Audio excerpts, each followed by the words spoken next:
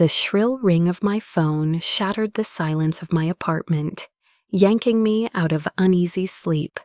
My heart jolted, my mind foggy with exhaustion. Outside, rain drummed against the windows, merging with the distant wail of sirens that never seemed to stop in Midtown Manhattan. I groped for my phone on the nightstand, blinking against the glare of the screen. 23 minutes to 3 in the morning, an unknown number, no name, no familiar area code. Hello? My voice was rough, thick with exhaustion after 3 straight trauma shifts. I heard breathing, slow, steady, deliberate, as if the caller was listening to the sound of my pulse. Who is this? I asked, forcing myself to sound awake. A man's voice came through, low, controlled, and cold enough to raise goosebumps. Where is it? I froze. You've got the wrong number. Don't play with me, he said sharply. You were supposed to deliver it an hour ago. Where is it? The fog in my brain cleared instantly. Listen, I think you're mistaken. I'm Clara Bennett, a trauma surgeon at St. Vincent Hospital. I was asleep until you called. Silence, the kind that feels alive. I could hear his breathing, calm, methodical, while mine came fast and shallow. Then he spoke again, quieter, but with the weight of command. Describe yourself. What? No, I'm hanging up. Describe yourself, or I'll find you myself. There was no anger in his tone, no need to shout, just the kind of certainty that made my blood run cold. I'm calling the police, a low, humorless laugh. Go ahead, tell them Adrian Moretti wants to talk. The name meant nothing to me, yet the way he said it, like it should, made me hesitate. I don't know who you are, and I don't care. Your hair, Clara, dark or light? I gripped the phone tighter. You're insane. Dark or light? Something about his voice, steady, hypnotic, pulled the answer from me before I realized I'd spoken. Dark brown. Your eyes? Green, I whispered, breath catching. Beautiful, he murmured, almost to himself. You're harassing me. Stop calling. I heard him speaking softly to someone on his end, then his voice returned, lower, gentler, unsettlingly calm. You truly don't know who I am, do you? I don't, and I don't want to. Don't ever call again. Another pause, followed by the faintest trace of amusement. Interesting. My apologies for disturbing your sleep, Dr. Bennett. Sleep well. The line went dead. For a long moment, I just sat there, clutching the phone, listening to the rain lash against the window. My pulse refused to slow, the world around me pressing in, with too much silence. It was just a wrong number, I told myself. Just a joke, just nothing. But deep down, beneath the exhaustion and fear, I knew better. Because somehow, at 23 minutes to 3 in the morning, with one phone call I never should have answered, my life had already begun to change. I didn't sleep after that call. Every creak in my apartment, every shift of shadow against the window kept me wide awake. By dawn, I was still sitting on the edge of my bed, phone beside me like a silent witness to the fear I refused to admit. Morning came too soon. I pulled on my white coat and went to work, pretending everything was normal. But my head wasn't in it. The ER buzzed with chaos, monitors beeping, stretchers rolling, the smell of disinfectant mixing with cheap coffee. But none of it seemed real. I kept hearing his voice, deep and unshakable, echoing in the back of my mind. It was just a prank, I told myself, just a wrong number. And yet, a voice like that doesn't belong to coincidence. Clara, you look like hell warmed over, said Ruth Carson, the senior nurse, peering at me over her glasses as I typed up patient notes. 3 night shifts and now a day 1. I muttered. I deserve a medal. Or a vacation, she replied dryly. By the way, something got delivered for you, front desk. For me, I frowned. I didn't order anything. Ruth's lips twitched. Probably flowers. Guess someone finally noticed you. I snorted, but my chest tightened. Since the disaster with Mark, my ex and former colleague, I'd sworn off anything resembling romance. My life was routine, predictable, safe. At least it used to be. During my lunch break, I went to the reception desk. The scent hit me first, sweet and overwhelming. A grand bouquet of red roses and white lilies, so elegant it looked out of place in the sterile hospital air. Secret admirer? Dina, the receptionist, teased with a grin. Probably a mistake, I said lightly, reaching for the card wedged between the flowers. No mistake, she said, shaking her head. The delivery guy asked for Clara Bennett by name. Even made me check your ID before handing it over. My stomach tightened. What did he look like? Tall, dark hair, tailored gray suit, handsome, but in that intimidating way. Not your average delivery man. She paused. Didn't say a word, just waited until I signed. I opened the envelope. Neat handwriting, slanted slightly to the right. Too precise to be casual. Wrong numbers sometimes lead to right connections. A.M. I stared at the initials. A.M. Adrian Moretti. How did he know where I worked? I never mentioned the hospital. I hadn't told him anything that could lead him here. And yet here he was, reaching through walls and distance like he already owned a part of my life.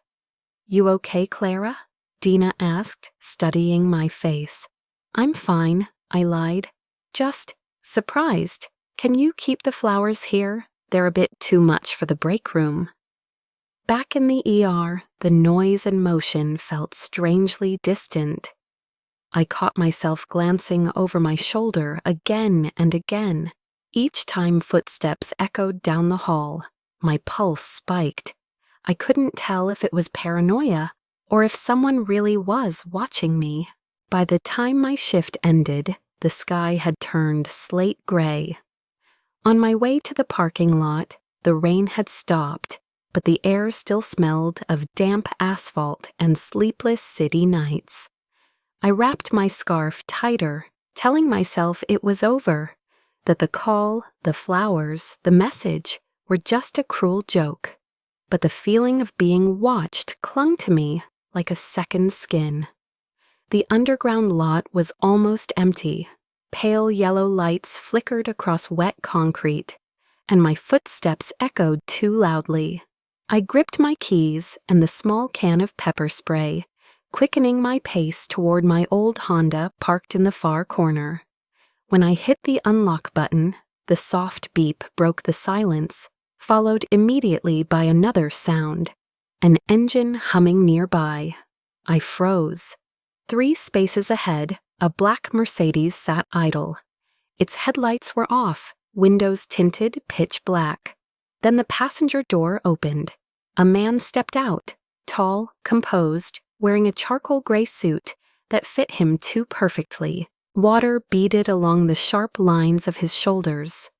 When he spoke, I recognized the voice instantly. The same voice from last night. Dr. Bennett. Just 2 words, smooth and deliberate, and my body went cold. I took a step back. Who are you? How do you know where I work? He stopped a few feet away. I came to apologize for disturbing you. By sending flowers and waiting for me in a parking lot after dark? My voice trembled. That's not an apology. That's stalking. A faint smile curved his lips.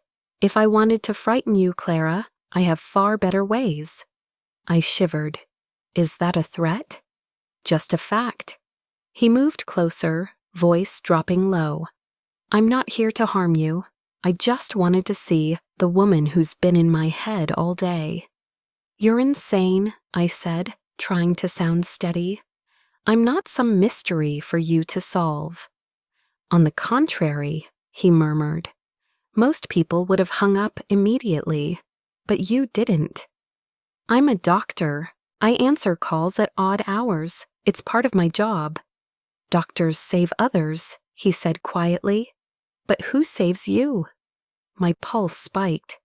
"Leave before I call the police." "Please do." He pulled out a white business card, set it on my car hood. "Read it before you decide." I didn't move. "You think I'll believe a word you say?" His expression shifted. No smile now, only a strange gravity. "Believe me or not, it doesn't matter. Things changed the moment you answered." "What are you talking about?" He stepped closer, voice like a whisper that cut through the rain. "Some calls aren't random. You picked up Clara, and now you're part of this story." My hands shook. I tried to speak, but he continued, gaze locked on mine. "I'm sorry," he said finally, quiet and deliberate. "But from now on, you're mine." I stared at him, stunned. "What did you just say?" He said nothing more. He turned, opened the Mercedes door. For a heartbeat, under the flash of the headlights, I saw something in his eyes. Darkness, yes, but also something dangerously close to regret. Then he was gone. The sound of his engine faded, leaving only the steady hum of the rain. My hand trembled as I bent to pick up the pepper spray I'd dropped. The business card clung to the hood of my car, rain slick and cold. Adrian Moretti, private affairs consultant. No address, just a number. I should have thrown it away. Instead, I slipped it into my coat pocket, my pulse still racing. And all that night, as I lay awake, one voice echoed in my head, his voice, claiming me as if the words themselves were a mark I couldn't wash away. "From now on, you're mine." I don't know how long I sat in my car after the Mercedes disappeared. The rain had stopped, but the air still carried a cold trace of him. The streetlight glinted off the damp business card in my hand. Adrian Moretti, engraved in silver. I knew I should throw it away, yet something in his eyes wouldn't let me. 3 sleepless nights passed. Every time I closed my eyes, I saw him again, his voice echoing in the dark. "From now on, you're mine." I told myself it was just fear, but beneath that fear was something worse, curiosity. One night, I opened my laptop, the screen lighting up the empty apartment. My hands trembled slightly as I typed, "Adrian Moretti." Dozens of articles appeared. CEO of Moretti Group, a cybersecurity empire with offices worldwide. Billionaire, visionary, untouchable. But as I scrolled, the glow from the screen dimmed beneath darker headlines. Suspected of laundering funds. Under FBI inquiry, no charges filed. Connections to political donors under investigation. Photo after photo. Adrian shaking hands with Senator Lawson. Standing beside known financiers, smiling that same unreadable smile. Every image screamed control, power, and danger. Why would a man like that seek me out? 3 days of silence followed. No calls, no messages, no black car. The quiet felt heavy, like he'd simply stepped into the shadows to watch. On the 4th evening, after a long shift, I opened my locker to grab my coat and froze. A white folded note lay on top of my clothes. No envelope, just a few precise, slanted words. "Tonight, 8 p.m., the Grand Orchid, Table 9. I'll be waiting, a.m." He had been here, near my locker, knew my schedule, my space, my name. Ruth walked in. "Clara, you look pale. What's wrong?" "Nothing," I lied, tucking the note into my pocket. "Just someone's bad joke." She frowned. "That doesn't look like a joke. Be careful, all right?" I nodded, but my heart was already pounding. On the drive home, every pair of headlights behind me felt like eyes. By the time the clock hit 8, my phone buzzed. AM. I hesitated, breath held, before answering. "You didn't come," he said, calm, certain. I had no reason to. No reason? His voice lowered. "A man named Gregory Pierce was shot dead this morning. His phone number differs from yours by 1 digit. My breath caught. "What are you saying?" "He worked for dangerous people. They think he's alive and using your number." A chill ran through me. "You expect me to believe that?" "I expect you to survive," he said quietly. "They're looking for that number, Clara. They won't care whose name it belongs to." The silence stretched, thick and electric. Then his voice softened. "Don't go to the hospital tomorrow. Lock your doors. I'll contact you." "You don't get to tell me what to do." "It's not an order," he said gently. "It's a warning." The line clicked off. I sat frozen in the dark, phone pressed to my ear, the echo of his voice threading through the silence. For the first time, I wasn't sure which was more dangerous, the men hunting me or the man who claimed to protect me. I didn't sleep that night. After the call, the air in my apartment felt heavy, too still, as if his voice still lingered there. "I'll contact you," he had said, and the words looped endlessly in my mind. I told myself he was manipulating me, that this was some twisted game, but something in his tone made it impossible to dismiss. The next morning I called in sick, a first in 7 years at St. Vincent. Sitting in front of my laptop, I searched the name he'd given me, Gregory Pierce. Every article said the same thing, hacker. Pierce was a freelance programmer, accused of stealing encrypted data from major corporations. He'd vanished 2 years ago, and now he'd turned up dead, shot in the South Harbor, exactly as Adrian had said. Scrolling through old forums, I found one post buried deep.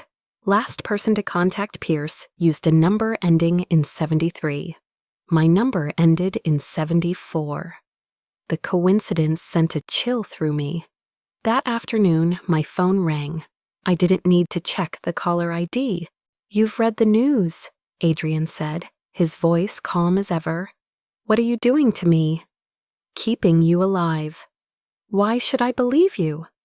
"Because I have what you don't, proof that they think you're connected to Pierce." I went silent. "Proof?" "They have footage. Pierce called a number almost identical to yours hours before he died. They believe he hid something, data they desperately want, and that you know where it is. I've never met him. That doesn't matter. In their world, truth doesn't matter. Belief does." My throat went dry. "What do you want?" "To talk in person." "Where?" "My car's outside your building." I stepped onto my balcony and saw it, the black Mercedes, waiting. It looked as though it had been there all along. I should have called the police, but instead, I found myself grabbing my coat.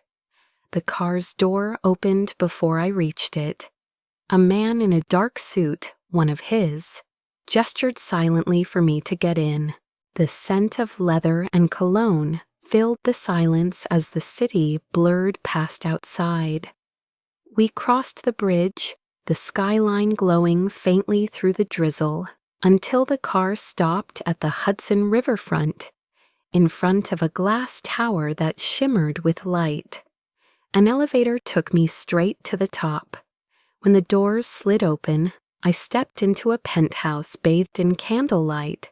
Floor-to-ceiling windows framed the Hudson, glittering beneath the night sky. Adrian stood by the table, sleeves rolled, no tie, his presence as composed and commanding as ever. "I'm glad you came," he said. "I didn't have much of a choice." He smiled faintly, pouring wine into 2 glasses. If I wanted to harm you, Clara, I wouldn't be serving dinner. Then what do you want? If you have proof, give it to the police. The police? His smile faded. The people looking for you own them. My stomach turned cold. Who are you talking about? He set down his glass, eyes locking on mine. There are people who believe you know where Pierce hid his data. And if they believe that, they won't stop, ever. I know nothing, I whispered. I believe you, he said softly. But they won't, and I'm the only one who can keep you alive long enough to prove it. You make it sound like I'm your prisoner. No, Clara. He stepped closer, voice barely above a whisper. You're someone who needs me. And in that moment, standing in the glow of candles and fear, I couldn't tell what terrified me more, his warning or the fact that my heart raced faster every time he came near. The candles on the dinner table still burned when Adrian motioned for me to follow him. His footsteps were steady against the hardwood floor, leading me into a quieter room bathed in amber light. A fire crackled in the stone hearth, its warmth spreading across the dark wood walls. The air smelled faintly of oak and whiskey.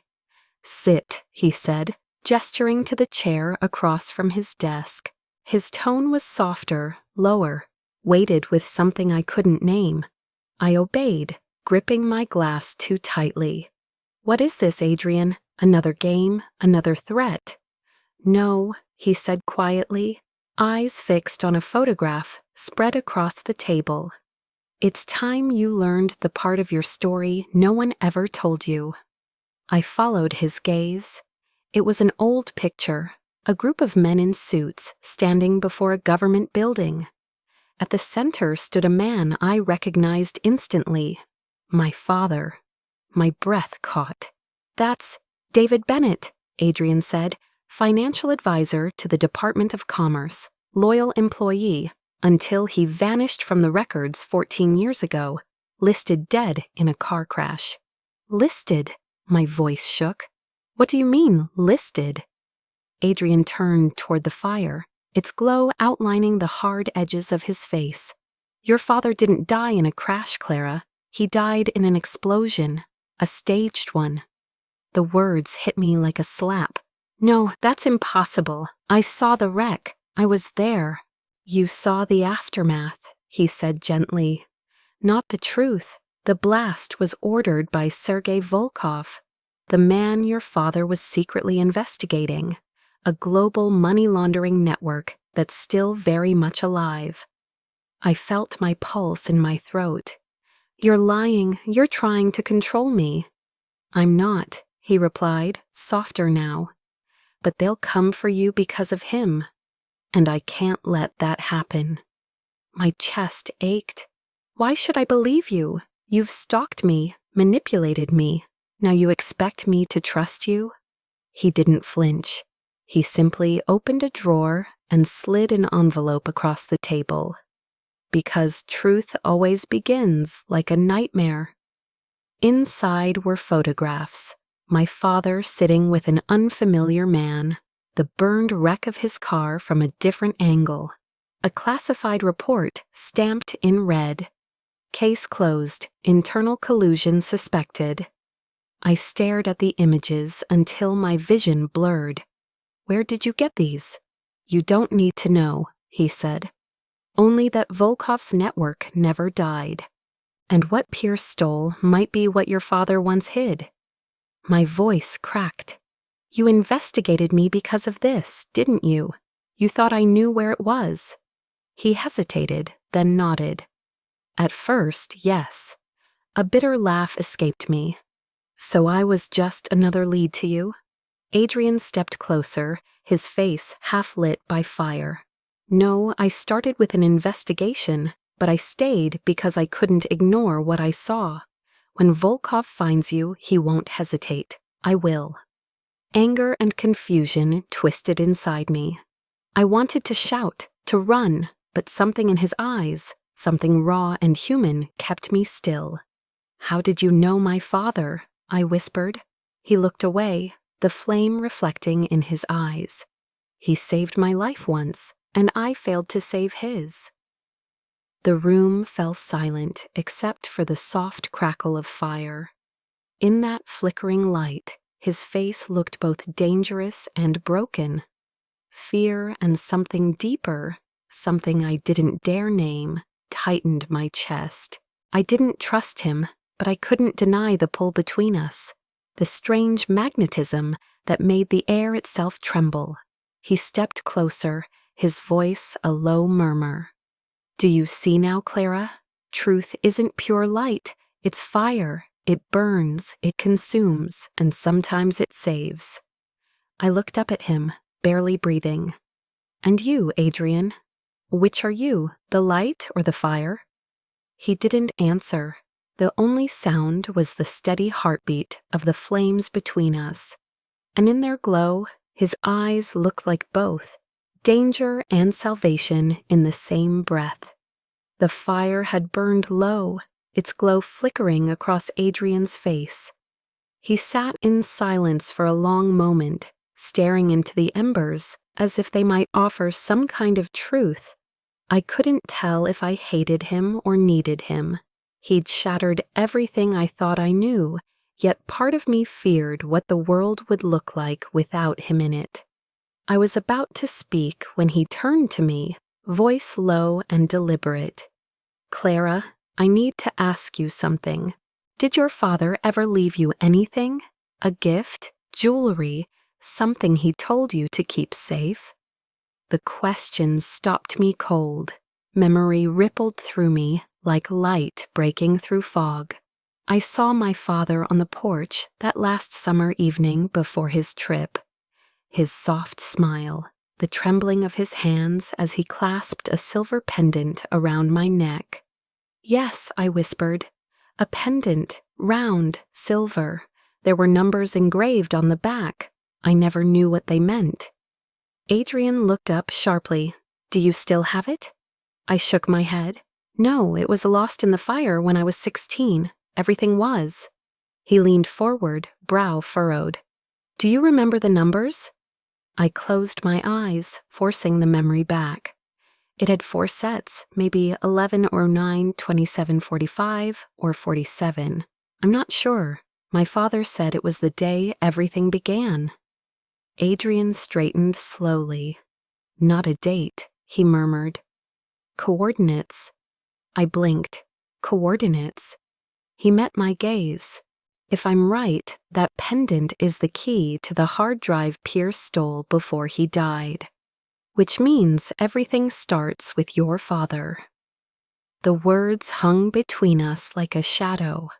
The crackle of the fire was suddenly too loud. "You're saying my father was involved?" I asked, my voice breaking. "Not involved, responsible," Adrian said softly. "He may have created it." I shook my head, tears blurring my sight.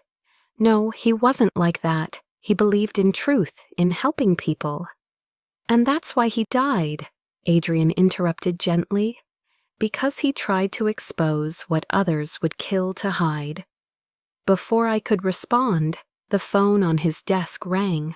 He picked it up, listening in silence for a few seconds before saying, "Go ahead." His expression shifted instantly, his jaw tightened, eyes darkening. "How many?" he asked, then after a pause, said quietly, "Someone's dead." I rose. "What happened?" He turned to me. "Your apartment, Clara. They broke in. The building guard was shot." The world tilted. No, that's impossible." Adrian stepped toward me, gripping my hand firmly. "We have to move, now." He led me through a hallway, pressing a hidden panel behind a bookshelf. A steel staircase spiraled downward into darkness. The air smelled of metal and cold stone. "Where are we going?" I asked. "Somewhere safe," he said. "A place no one can track." Lights flicked on automatically as we descended. The bunker below was spacious and sterile. Concrete walls, security screens, rows of monitors and weapons. It felt like stepping into another world. Adrian guided me to a chair near the main console. "You stay here until I say otherwise," he ordered. I looked at him, still shaking. "You know who's behind this, don't you?" He nodded, voice like steel. "Volkov doesn't want the data exposed. Pierce died protecting it, and now they think you're the last piece." "Because of the pendant?" I whispered. "Because of what it leads to," he said quietly. "I'll find the truth, Clara, but first I have to keep you alive." I studied him, the tension in his jaw, the exhaustion behind his eyes. "If they really want me dead, why are you helping me?"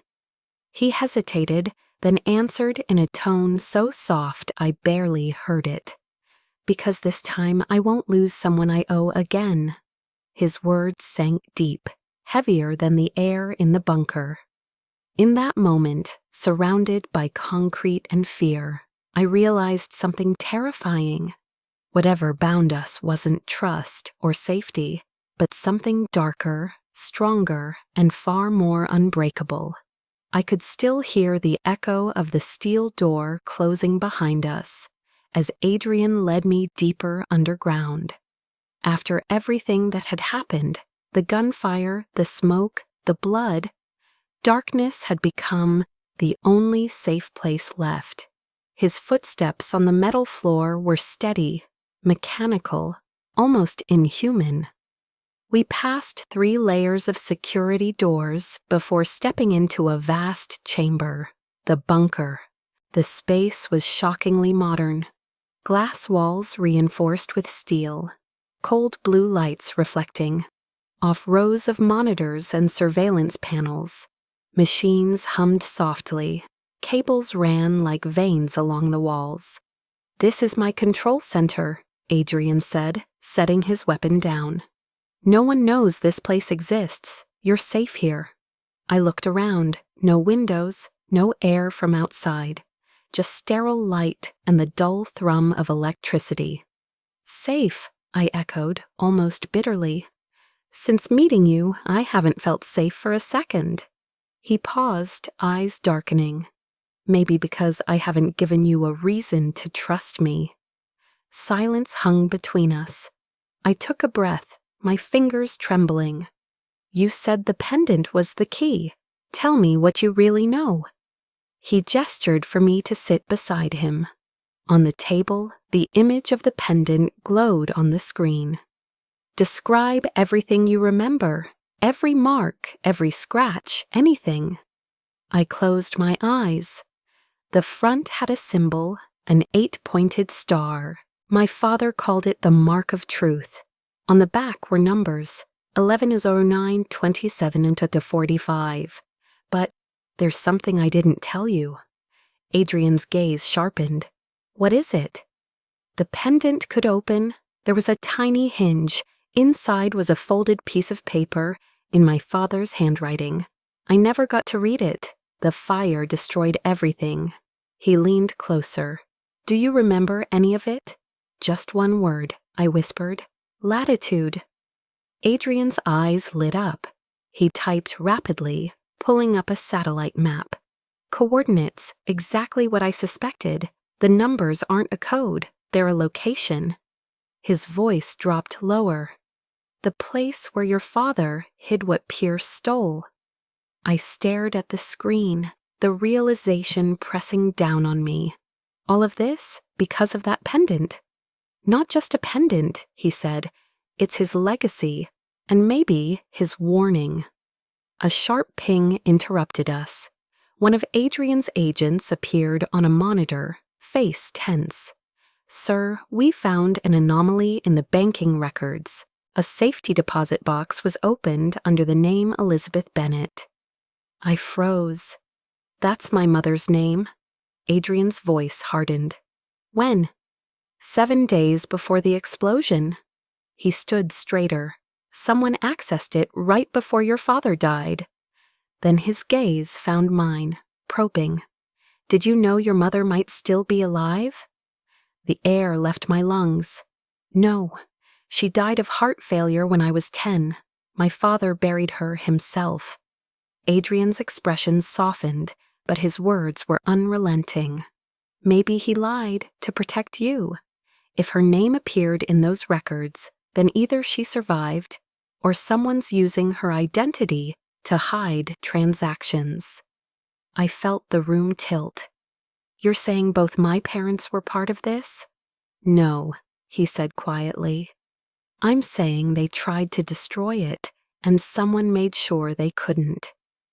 The bunker's cold light shimmered off the glass, trapping our reflections like ghosts. I suddenly felt small, suspended between worlds I didn't understand. But Adrian's presence grounded me, steady, fierce, painfully human. "Clara," he said, voice softer now, "your father left you more than memories. He left you a path. And every side wants what's at the end of it." I met his gaze. I wanted to deny it, to run, but the truth had already taken hold. "So what do we do now?"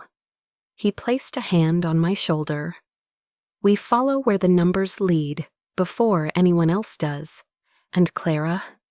He hesitated, eyes locking onto mine.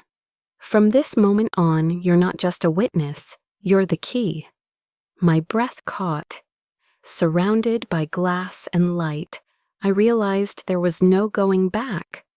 The world I'd known was gone, and somewhere deep within the darkness, my parents' secrets were waiting to be found. I barely had time to process what Adrian had said, that I was the key, before the bunker's alarms exploded into life. The shrill sound tore through the silence, crimson warning lights bleeding across the glass walls, painting the room in a pulse of danger. Adrian was on his feet in an instant, fingers flying over the keyboard. "Upper-level sensors breached," he said sharply. "They found us." My chest tightened. "But you said no one knew." "No one," he cut in, "except someone who once worked for me." The bitterness in his voice was sharper than fear. He turned to me, his expression shifting into pure focus. "Clara, we're leaving, now." He grabbed my wrist, his hand steady and warm. "Take that backpack, documents, trackers, essentials. If I say stop, you stop. If I say run, you run and don't look back." We raced through the narrow halls, red lights flickering, the air thick with smoke from the burning circuits. The metallic clang of gunfire echoed somewhere above. Adrian shoved me into a maintenance shaft. "This leads to the forest behind the estate, 1 mile to the river." "What about your team?" "They're gone." I triggered the wipe sequence. Before I could speak, he raised a finger to his lips. Boots thundered overhead. Muffled shots followed. Dust fell from the ceiling. "3 of them," he whispered, "coming from the east entrance. They want us alive." He gripped my arm. "Go." We climbed. When the hatch opened, rain came crashing down. The night was a curtain of water, the air cold and electric. Adrian pushed me out first. "Run!" We sprinted through the garden, the storm drenching us in seconds. Bullets sliced the air. One whizzed past my ear. I stumbled, but Adrian pulled me behind a stone wall, firing back with deadly precision. Blood trickled down his sleeve. "You're hurt." "Just a scratch." He glanced at his watch. 2 minutes to the river. We ran again, through mud and wind, every heartbeat echoing like thunder. His grip never loosened, his movements swift, protective. Through the haze of rain, the Hudson appeared, dark and wild. A small boat waited near the shore, its signal light blinking faintly. Adrian helped me aboard, tossed the bag inside, and jumped in after me. "Hold on!" The engine roared to life, cutting through the black water. Rain hammered the deck as the estate behind us erupted in flames. A blinding explosion split the sky. Did you? I detonated everything, he said quietly. No trace left. The bunker's gone. I stared at him. You planned this? I always plan for the worst, he said, eyes fixed on the river ahead. But this time I wish I hadn't. For a moment, neither of us spoke. The rain fell harder, drumming between us like a heartbeat. Adrian, I whispered, if I'm the key, what else aren't you telling me? He didn't answer right away. Then, in a voice barely louder than the rain, he said, There's a bank account in Zurich under the name Elizabeth Bennett. It controls Volkov's laundering funds. If someone opened her deposit box, they already have half of the access code. My breath caught. And the other half? He looked at me, eyes dark as the storm. It's in the numbers on your pendant. I froze. You mean I have it? Not just have it, he said softly. You're the only one who can unlock it. The words hit harder than the rain. I shook my head. I'm not a hacker, Adrian. I don't know how. Maybe not consciously, he said, but your father built this for you. He hid what mattered most where no one would look. Inside you. The river sprayed cold mist over my face, but I barely felt it. I looked at him, the man who'd saved me, destroyed everything I'd known, and now carried the truth like a weapon between us. Ahead, thunder rolled across the horizon. Adrian turned the wheel toward the open water. We're heading to where the coordinates lead. That's where the answers are. Behind us, the mansion burned like a dying star. In front of us, nothing but rain, darkness, and the man who had become both my protector and my curse. The rain hadn't stopped when our boat drifted into still water. Behind us, the burning mansion was just a dim red smear against the storm. Adrian didn't look back, his hands steady on the wheel, eyes fixed forward, like a man who had already buried too much of himself. When we reached the northern dock, he spoke quietly. Clara, we're running out of time. There's one place we have to go, Zurich. Your mother's safety deposit box was reactivated. The word reactivated sent a chill through me. By who? Only two options, he said grimly. Either your mother's alive, or someone's trying to steal what she left behind. We boarded a red-eye flight. I don't remember sleeping, only staring out at the endless clouds, wondering if somewhere, somehow, my mother still watched over me. Zurich greeted us with silence. The city glowed pale under dawn, calm and beautiful in a way that made me uneasy. Beneath the calm, something stirred, like the world holding its breath. The bank was old, carved from stone, its heavy doors swallowing the sound of the street behind us. Adrian's credentials cleared us easily, too easily. A manager led us underground, through long corridors lined with steel doors. When we stopped before one marked EBS09, my heart skipped. Elizabeth Bennett. Adrian nodded. It's yours. I pressed my finger against the biometric pad. The lock clicked. Inside was a small wooden box, dark with age. I lifted it carefully. The air smelled faintly of dust and ink. When I opened it, I gasped. A silver locket lay inside, the real one, heavier and colder than the copy I'd once worn as a child. The numbers were still there, 11092745. But below them, faint and precise, another engraving shimmered under the light. 03/12/2003, the day my father died. Adrian's voice was soft. He made this for you. Not just made, I whispered. He hid it. He found the tiny latch at the side and opened the locket. Inside were 2 photographs, my parents smiling at sunset by a lake. Between them, folded small, was a note. I unfolded it with trembling hands. My father's handwriting, firm, slanted, unmistakably his, read, "The proof is where you caught your first fish. Trust no one." My breath caught. "Where I caught my first fish," I murmured, memories flooding in. The lake, Silverwood Lake, the cabin. Adrian met my gaze.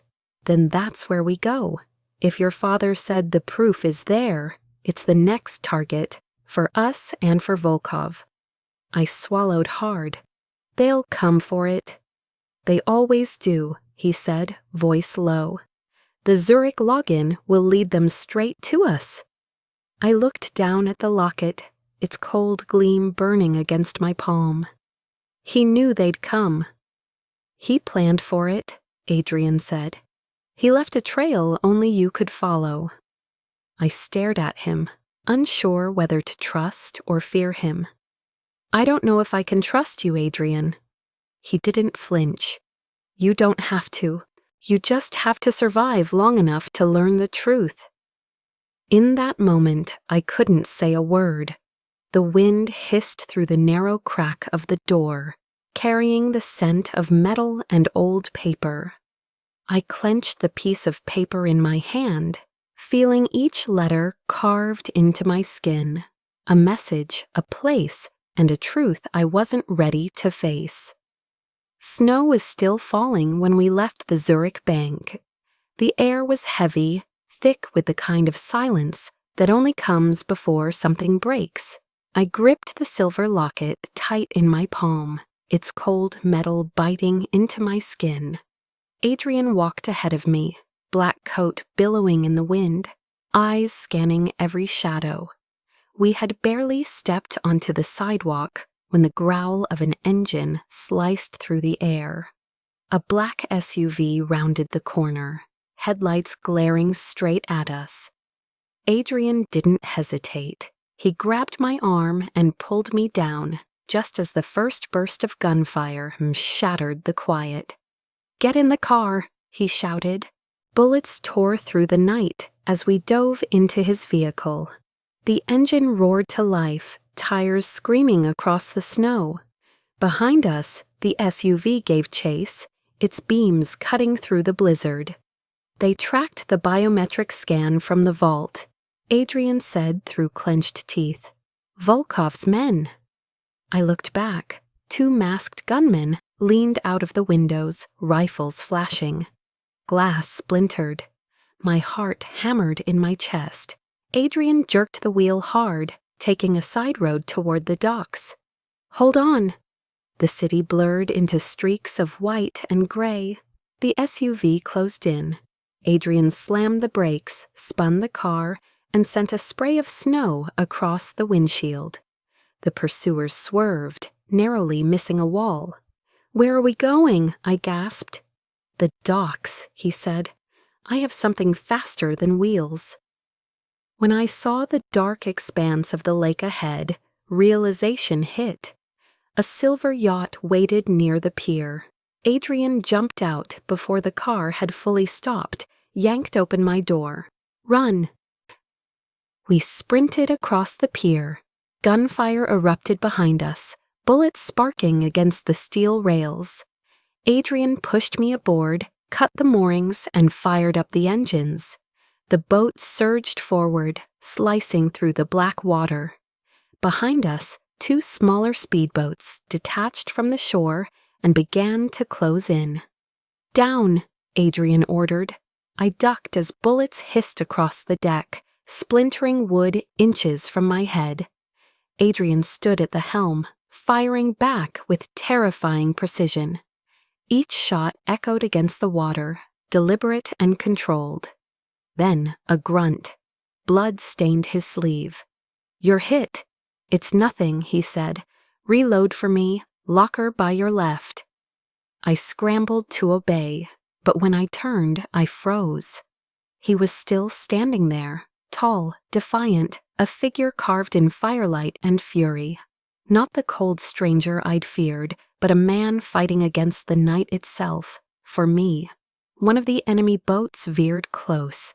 Adrian aimed and fired. The engine exploded in a bloom of orange flame. The second boat rammed the yacht, throwing me off balance. He caught me, pulling me into his arms, just as another explosion tore through the air. Flames reflected across the water like falling stars.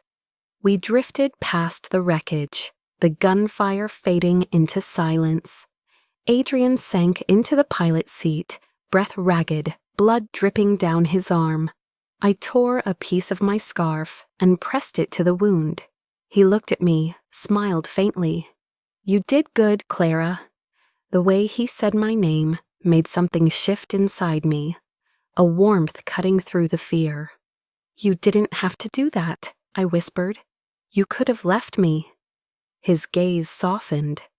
"I already failed to protect one person who mattered. I won't fail again." For a moment, neither of us spoke. The lake stretched endless before us, the city lights fading behind. Snow kept falling, but the world felt still, suspended between a danger and something I couldn't name. As the boat glided deeper into the night, I realized with aching clarity the man I once feared had become the only one I trusted. And somewhere inside that trust, something else had begun to stir, fragile, dangerous, and real. We cut the engines and drifted in the dark until the city lights fell away. By dawn, we were wheels up on a private jet, Zurich shrinking to cloud and glass beneath us. We hardly spoke, just the hum of turbines and the weight of what we carried. By nightfall, we hit the East Coast, a rental SUV tearing through pine-lined roads I remembered only from childhood. When the trees finally broke, water flashed silver in the moonlight. The lake shimmered under the moonlight as our boat drifted toward the shore. After the chaos of the chase, the silence felt almost unreal. The air was sharp with cold. The scent of pine and rain clung to the night. Adrian cut the engine and looked ahead. "That's it, isn't it? Your cabin." I nodded. The small wooden house stood exactly as I remembered. Slanted roof, porch covered in fallen leaves, windows glowing faintly. It looked untouched by time, yet fragile, as if one wrong breath could make it vanish. "Everything's still here," I whispered. "My father said this lake keeps secrets." Adrian's lips curved faintly. "And maybe he left the biggest one right here." We stepped onto the dock. Each creak of the old boards echoed through the stillness. When I opened the door, the scent of old wood and ash washed over me, pulling me back to summers long gone. Inside, everything was frozen in time. The wooden table, the chair by the fireplace, and above it, a painting of a fish, my father's work. I stared at it, heart twisting. "He hung that the day I caught my first fish," I murmured. He said, "Real treasures hide behind ordinary things." Adrian studied the frame, fingers brushing the edge. "That sounds like a clue."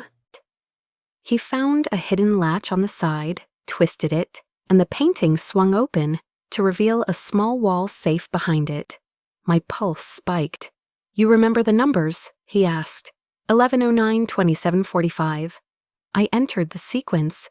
Each click of the dial echoed like a heartbeat. Then, with a final clack, the door opened. Inside lay two things: a black hard drive and a sealed envelope marked for Clara. My throat tightened. Adrian's voice was low. "Read it." The paper was brittle, the ink slightly faded, but my father's handwriting was unmistakable. "My dear Clara, if you're reading this, the truth has already found you. This drive holds evidence of Volkov's network, the system your mother and I tried to stop." They'll come for you, but don't be afraid. Follow the light, and when you doubt everyone, trust yourself. Tears blurred my vision. I could almost hear his voice, calm and warm, just like the nights he told me stories by the fire. Adrian rested a hand on my shoulder. He knew this would happen. He trusted you to finish what he started. I nodded, voice shaking. He believed the light would guide me. Maybe that's why he chose this lake, where the moon never disappears. Then the radio in Adrian's bag crackled. Mason's voice came through, urgent. Adrian, do you copy? 3 vehicles approaching from the south side of the lake, heavily armed. You've got less than 5 minutes. Adrian's jaw tightened. They're here. I stood up, wiping my tears. We need to move. Grab the drive and the letter. Leave nothing. He sealed the hard drive in a protective case, slung his pack, and led me outside. The wind had picked up. Snow began to fall again, heavy and fast. There's a shortcut through the woods, I said, breath visible in the cold. It leads to the ranger's outpost on the north ridge. Then that's where we're going, he replied, gun in hand. We ran through the forest, branches whipping against our coats.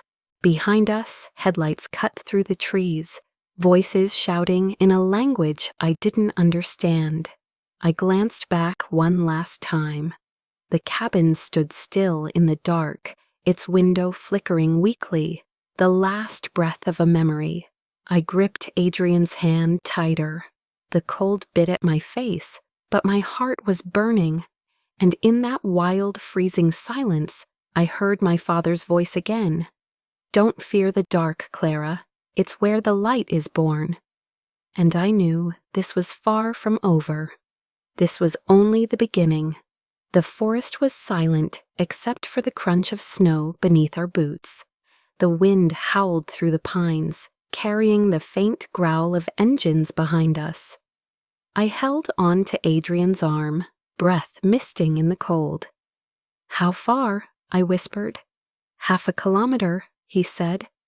The clearing ahead, Mason's bringing the chopper in. We climbed the slope, but before we reached the top, a voice rolled out of the darkness. No need to hurry, Bennett. We froze.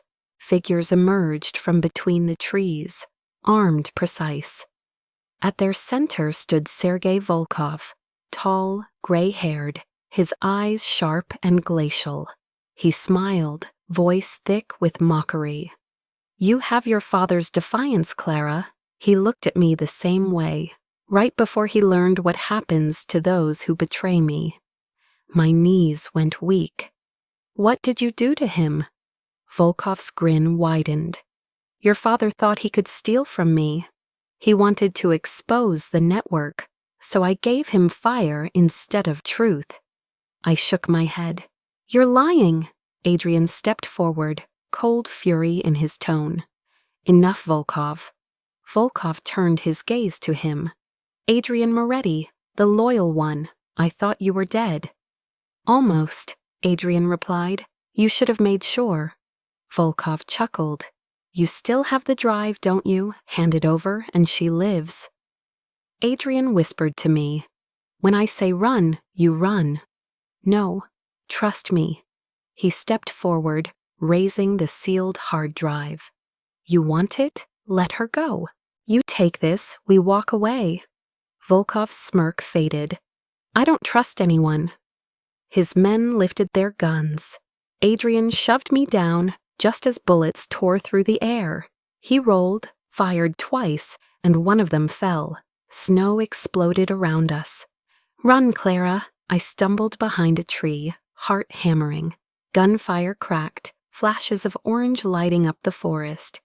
Adrian moved like a shadow, but more of Volkov's men appeared, spreading out in formation. A bullet grazed my cheek. I tasted blood. I screamed his name. Down, he shouted, and a grenade went off nearby, shaking the ground. Then, over the chaos, a new sound, a deep, rhythmic roar. A helicopter. Lights cut through the darkness. Adrian looked up and yelled, "Now, Mason, drop it!" The rotor wash tore through the snowstorm. Volkov cursed in Russian, shielding his face. Adrian seized the moment, fired 3 quick shots. One struck Volkov in the shoulder, spinning him to the ground. I ran toward them as Adrian kicked the gun from Volkov's hand and aimed his own weapon. "It's over." Volkov laughed weakly, blood on his teeth. "You can't kill me, Moretti. Men like us never die." Adrian's finger tightened on the trigger, but I caught his hand. "Don't," I whispered. "My father wouldn't want this." He hesitated, then slowly lowered the gun. Volkov's body slumped, eyes still open, the last trace of arrogance fading from his face. Mason's team swept in from the clearing, securing the area. The gunfire stopped. Snow began to fall again. I was shaking, my breath shallow. Adrian turned, pulled me into his arms. His heartbeat thundered against my ear. "It's over," he murmured. "You're safe now." I clung to him, tears burning my eyes. The chopper lights swirled around us, scattering flakes of snow like ashes. "Is it really over?" I whispered. He held me tighter. "Not yet, but for tonight, we survived." And as the helicopter lifted above the blood-stained snow, I realized something my father had always known, that truth never ends in darkness. It begins there. The helicopter cut through the dawn sky, leaving behind the forest where everything ended. Below, the snow-covered clearing was a blur of shadows and smoke. I sat by the window, clutching the old envelope in my hands. Across from me, Adrian sat quietly. His shoulder was bandaged, his eyes hollow yet calm, like someone who had finally run out of reasons to hide. "You should sleep," I said softly. He shook his head. "Not until it's finished." "Then we're the same," I whispered. I opened the envelope. The paper inside was fragile, the ink faded but still clear. My father's handwriting, steady and precise. "My dear Clara, if you're reading this, it means I never got the chance to tell you the truth. I owe you that much. Years ago, I worked for Sergei Volkov. When my company collapsed, he appeared, promising salvation. I thought I was helping him move legal assets. I was wrong. It was all money laundering. When I tried to stop, he threatened your mother. He threatened you. So I fought back. With the help of a man named Luca Moretti, I gathered evidence. We were close, Clara, so close. But before I could turn it over, Volkov found out. The explosion wasn't an accident. I didn't die for my mistakes. I died for doing what was right. I stopped, tears blurring the words. My heart clenched with every line. Adrian's voice was low. "Keep reading." I nodded and unfolded the second page. "If you ever meet a man named Adrian Moretti, trust him. I owe his father my life. Luca died saving me. Adrian is his son, and he swore to finish what we started. Don't fear him, Clara. He walks through darkness because he knows how to guide others out of it." My breath hitched. Every question, every shadow. Suddenly it all made sense. "You knew," I said quietly. Adrian nodded. "Your father saved mine. He gave me a reason to fight back against Volkov. I owed him, and I owe you." Silence filled the cabin. Outside, dawn broke over the mountains, lights spilling across the snow. "The drive," Adrian said finally. "It contains the full network, the accounts, the names, the proof. I'll hand it to the federal prosecutor myself. Once it's out there, Volkov's empire dies with his exposure, and this time it won't come back." "And you?" I asked. "What happens to you?" He smiled faintly. People like me don't get endings, Clara. We just disappear when the work's done. Maybe that's enough. I stared at him, seeing not the soldier or the ghost of vengeance, but a man, tired, flawed, and real. My father said light never fades, I murmured. Maybe he was right. Maybe you're that light. Adrian blinked, almost startled, then let out a quiet laugh. If I am, it's only because you reminded me it still exists. The helicopter began its descent. Below, the city was waking up, bathed in pale gold. I folded the letter carefully and pressed it to my chest, feeling my father's presence in every heartbeat. Live, Clara, and forgive. When we landed, Adrian offered me his hand. Come on, it's time to finish what they started. I took his hand, stepping out into the rising sun. The cold air filled my lungs, sharp, alive, real. And for the first time, I felt ready to face whatever came next, carrying with me the weight of truth, love, and a promise written in my father's hand. The helicopter touched down near the edge of the forest just as dawn began to break. Snow swirled under the spinning blades, scattering the ashes of the night into the cold morning air. I stepped onto the ground, exhausted but strangely calm. The kind of quiet that comes after surviving the storm. Adrian followed, his coat torn and stained, yet his eyes were brighter than I'd ever seen them. For a while, neither of us spoke. The forest was alive again, the wind whispering through pines, the earth breathing under the first light of day. We made it, I murmured. He nodded slowly. Yeah, though sometimes survival feels heavier than defeat. He reached for a cigarette, found it soaked, and laughed softly. Maybe that's a sign to start over. I watched him, realizing for the first time how human he looked. Weary, scarred, but finally free. So what now? I asked. He looked at me, expression unreadable. Now you choose. I can take you back. New York, your hospital, your life. Or you can stay with me. It won't be easy. It never is. But at least you'll know where you stand. The wind carried the faint scent of pine. I lowered my head, thinking of every moment that had led us here. The midnight call, the flowers, the fire, the chaos, his hand always finding mine. And then my father's voice echoed softly in memory. If you ever meet that man, trust him. I looked up at Adrian.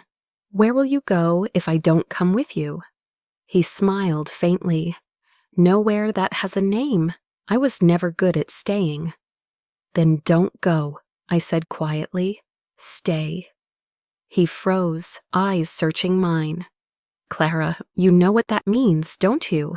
I can't promise you peace. I'm not looking for peace, I said, stepping closer.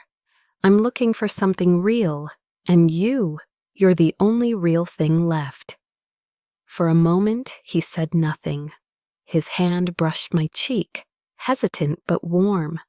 His eyes held everything he couldn't say, fear, gratitude, and something far deeper than either of us could deny. Your father once told me that light never fades, he whispered.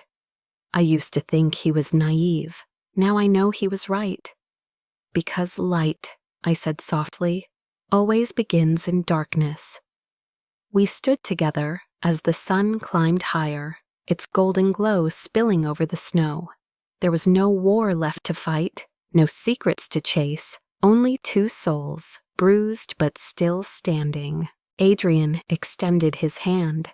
So, Miss Bennet, which road will you take? I placed my hand in his. The one my father trusted, I choose you. His fingers tightened around mine. Then let's go. We walked out of the forest, our footprints side by side in the snow. Ahead, the sun rose over Silverwood Lake, its light scattering across the surface like shards of gold. The air was cold, the world still uncertain, but his hand in mine was warm, alive, and enough. And somewhere, carried on the morning wind, I could almost hear my father's voice again, calm and proud. You chose right. Since the day we left Silverwood Forest, life had slowly found its rhythm again. The hard drive was handed to the federal prosecutor. Volkov's empire collapsed, and my father's name was finally cleared. The headlines called it the decade's biggest corruption exposure. But for me, it was simply my father's redemption. Adrian disappeared for weeks afterward. No calls, no trace. I went back to the hospital, pretending everything was normal. But every night, when the moonlight touched the lake, I thought of him, of that quiet strength that had carried me through the darkness. Then one evening in May, as the sky blushed gold, he returned. I was watering lavender on the porch when I heard his voice behind me. Still your favorite flower, huh? I turned. He was there, not the haunted man from the past, but someone softer, lighter. I thought you'd never come back, I said. I tried not to, he admitted with a small smile. But every sunrise I saw you in it. Turns out I don't know how to live without you. Tears burned behind my eyes. I stepped forward and embraced him, the world falling quiet around us. We rebuilt the cabin together that summer. Adrian fixed the wood panels. I planted lavender around the porch. At night, we sat by the fire, trading stories and silence. And I realized peace wasn't the absence of scars. It was learning to live with them. One night, under the full moon, Adrian led me to the old pier, the same spot where my father once taught me to fish. The lake was still, silver with reflection. He held something in his hand, voice trembling just slightly. Clara, he said, I spent so long in the dark, I forgot what light looked like. You reminded me. You're the only thing I never want to lose. He opened his palm, a silver ring, simple, engraved inside. The light never fades. My breath caught. Adrian, marry me, he whispered. I laughed through tears. Are you sure? I'm terrible at cooking, I talk too much, and I have nightmares. He smiled. Perfect, I don't sleep much either. I nodded. He slid the ring onto my finger, and everything, the pain, the fear, the long nights, finally found its purpose. We married that autumn by the lake where it all began. Only a handful of friends, a few colleagues, and a photo of my parents beside a frame of white lilies. Adrian wore gray, I wore white, and when he looked at me, the world fell away. When the officiant asked, "Do you promise to hold her hand through darkness and light, through loss and calm?" Adrian answered softly, "I already do, and I always will." The wind rustled through the trees, scattering golden leaves over the lake. I leaned into him, feeling his heartbeat steady against mine, a rhythm that said we had survived, we had loved, and we were finally home. And as the first light of dawn kissed the water, I knew this story was never about fear or secrets. It was always about the light that never fades,